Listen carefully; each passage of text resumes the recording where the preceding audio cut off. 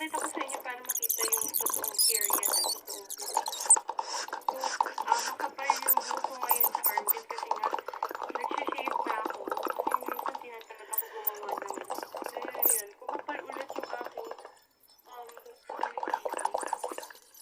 And also guys, before we start waxing our armpits, dapat po malinis po ito. Dapat walang deodorant. Dapat hindi po tayo pinagpapawisan. So, better wash your armpits first. And, ayan, ipatuyo nyo muna. And dapat nasa malamig po kayo area para or room para hindi po tayo nagpapawisan.